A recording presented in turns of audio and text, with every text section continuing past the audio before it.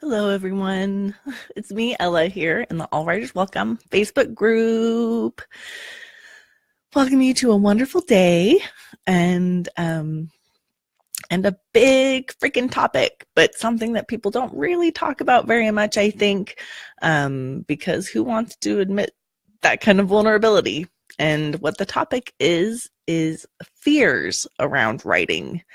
And you don't have to you don't have to admit maybe you don't have any, and great.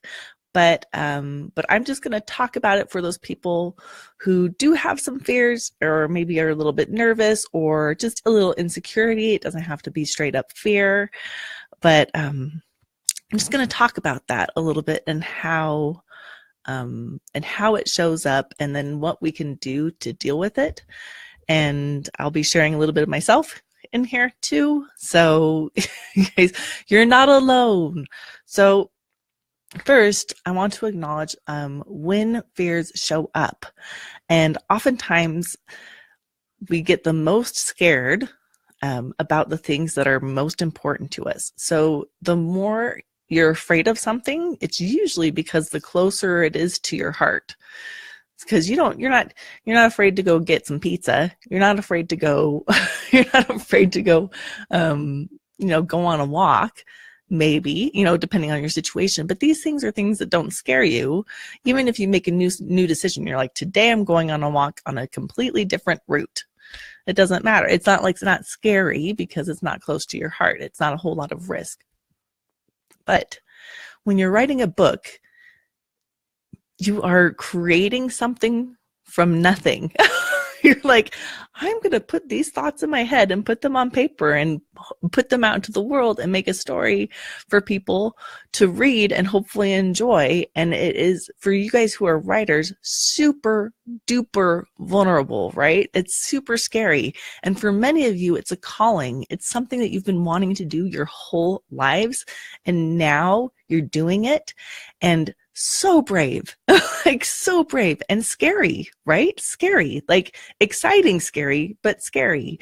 So I'm acknowledging that there's fear there, and you're not alone, and that the fear is there because this is something that's close to your heart. This is something that opens up your vulnerability because it's important to you. If it wasn't important to you, you wouldn't be scared. Like, you wouldn't have this level of fear. So I want to just say that it's okay to be scared because it's important to you. In fact, in my life, the more scared I am about something, the more I know that's probably what I should be doing. It's taken me a while to get there.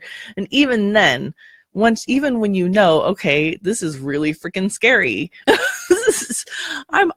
I want to help people write their books. For me, this group is what's scary for me. This group is what makes me so vulnerable because I care so much. And so getting on here every day while I'm doing a Facebook Live and there's nobody watching at this moment is freaking scary. But that's how I know it's important. That's how I know it's important to me and important for my heart, and in the universal scheme of things, probably important for other people, because this is my gift. When you're doing the thing that scares you the most, it's also important, and it's also your gift. That's probably your gift, the thing that you were put on this planet, or you came to this planet, or that you have on this planet to give to others. So it's important that the world sees it. So let's talk a little bit about how that fear might show up, besides just a feeling of like, I'm scared, because fear shows up in different ways, right? One way that fear shows up is in resistance to something. Like, I don't want to do that. Like, you might not feel scared in the moment, but you might just be like, I don't want to do that. Even when you know it's the thing that you should be doing, like exercising is good for you. You should be doing it. Or eating healthy, or writing on your book every day. You know, like, oh, I don't really feel like doing that. And resistance to doing something can be like, well, I really have to do these chores before I can actually write. Or I really have to do, I really have to organize the closet before I can write. That's the symptom of fear is all these excuses. Another way it shows up is writer's block. I mean, just straight up, writer's block is a way that fear can show up. You have an underlying fear of doing this thing that's important to you, and you're like, I can't write. I have nothing to write, even though you know when you're not in fear or resistance, you have tons of ideas of things to write. But all of a sudden, when you have to sit down and do it, and it's scary, there's no ideas. That's sometimes how fear can show up. Not every time. I'm not saying every writer's block is because of this fear, but I'm saying that it's how fear can show up. Another way that fear can show up is by comparison. You start comparing yourself to other people and finding yourself not good enough. So like, if you're like, oh, you know, I'm not good enough, and you're brand new or not brand new and you've been doing it for a while, but you're only seeing, you're living in the space, you're looking through the glasses and they're your fear glasses, and you're like, oh, my writing's not good enough because this other person's writing so much better. And that's how fear can show up, and it stops you because you're like, well, if I can't be as good as this person, what's the point? And that's, you know, that's another way that fear can show up around writing. For me, that not good enough thing, that not good enough shows up in a lot of ways. So not good enough can show up as, it shows up as whatever it is that your thing is. Like, so my thing is I have bad skin. So I'm like, I can't be doing Facebook Lives. I can't be helping people. I can't be helping people because I have bad skin and I'm a little bit overweight. And when I go like this, I have a double chin. How can I do Facebook Lives and help people with their writing and their marketing and mindset when I have acne and a double chin and I'm going gray a little bit. See, right here and here. you know, how can I help people with it? That's how my fear shows up. And because those are the things I'm insecure about. Those are the things that I'm scared about. People knowing about me or noticing about me. And your fear when it comes to writing will show up around those same things, whatever your things are. So I have a thing about being overweight. And so that's why this double chin thing, I'm so careful. I'm so careful, you guys. I'm like, I'm going to do this, but I'm going to try not to go like this because I tend to whatever, you know, you look at your pictures. Sorry, we're getting into my vulnerability right here now. Okay, you guys, whenever I smile, laugh like pretty big, I smash my face back. And I make that double chin. That's like this is like my picture pose. So that's my fear. And that fear, that goofy fear that has nothing to do with helping people or has nothing to do with writing, like, does my chin affect my ability to write? No, absolutely not. Logically, we all know that. We know that that doesn't have anything to do with writing. Or for me, it doesn't have anything to do with being able to give you guys some good advice on marketing. But it's still real. It's still there. It's whatever your thing is of not good enough, and everybody has one. That's what will show up in response to your fear about writing. And so just be aware of that. Just to be aware of that puts you so much ahead of the game. Because when you're aware of it, you can be like, this is my fear about doing this thing that's really important to me. It's not real. It's me having something that I really want to do that's important to me and scared out of my wits. And so I'm coming up with these things that are not logical, but feel real, but they're just things that I've come up with. They're not real. They feel real, but they're not. And just knowing that put you ahead of the game. But what else can you do to react? How else do you respond to these fears? How else can you get around them or work through them? Well, everybody's going to do it differently, but I have a few examples for you. First, you have to be really gentle with yourself, because let me tell you the thing. I'm a little bit nervous about this. I'm like, got a little tear in my eye. Okay. You have to be really gentle with yourself, and not on top of your fears, get down on yourself for having them. It's completely natural. Like it can be such a downward spiral to be like, I'm afraid, and then be like, and I'm not good enough, and then say, oh, and I'm judging myself for not being good enough. I'm a bad person for judging myself. Why can't I just stop judging myself? And you just go in this downward spiral, and it doesn't help. So let's stop right there. Stop and just be gentle with yourself, and forgive yourself for whatever your fears are. Forgive yourself for that feeling, because everybody has it, and it doesn't mean there's something wrong with you. So just in this context, just be very gentle. Just like, hey, imagine you're like a little baby. Imagine you're a little kid. And what would you say to a little kid who was scared? You wouldn't like beat up on them. You'd comfort them. So go ahead and do that for yourself in this context. And then how do you take action? How do you move through it? There's a few things that people do. I have my notes here. Elizabeth Gilbert in Big Magic, she says she has her fear, and she imagines that she's driving down the road in her car, in the car of her life, and she puts fear in the back seat. She's like, fear is always going to be there. He's along for the ride, but he's in the back seat, and he doesn't get to say anything. Like, he doesn't get to make any decisions about where we're going. There's no backseat driving here. So that's what she does. She has her fear, and she's just like, you're in the backseat. You don't get a say. I know you're along for the ride, but you don't get a say about where we're going. And I thought that was a beautiful, beautiful analogy of how to move forward. So that's one way. I talked to my sister, because she's been doing this longer than I have, this overcoming fear thing. And I was like, how do you do it? This was a few years ago. Like, what do you do? How do you move in spite of your fear? And she said she just she puts fear to the side, and she can always kind of see fear out of the corner of her eye.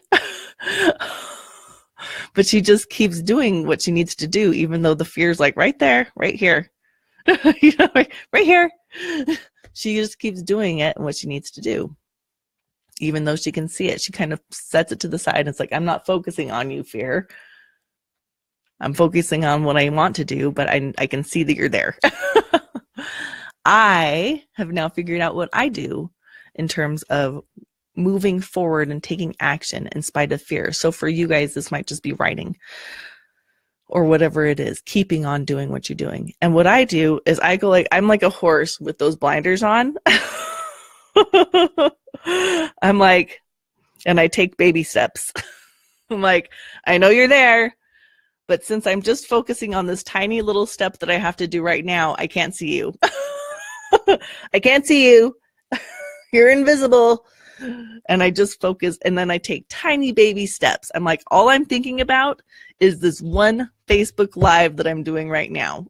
Like, I'm not thinking about the future. I'm not thinking about whether anybody's going to join the group or enjoy or watch what I'm doing at all or comment on this. I'm not thinking about, my skin. I'm not thinking about how my hair looks. I am thinking about this one Facebook Live, trying to help you guys and not looking at my fear.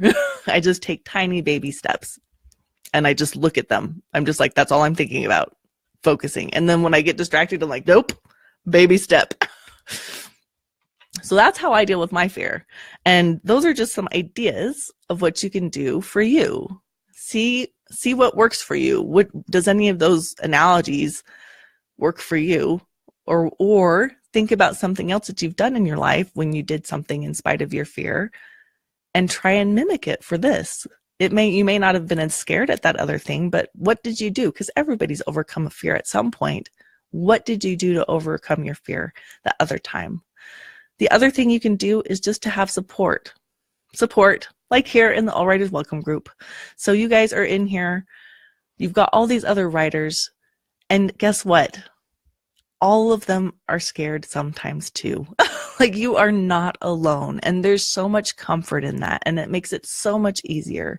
And I'm going to challenge you right now, anybody who has at some point been afraid around writing, go ahead and leave a comment in the comment box, in the comments, and let people know that we aren't alone.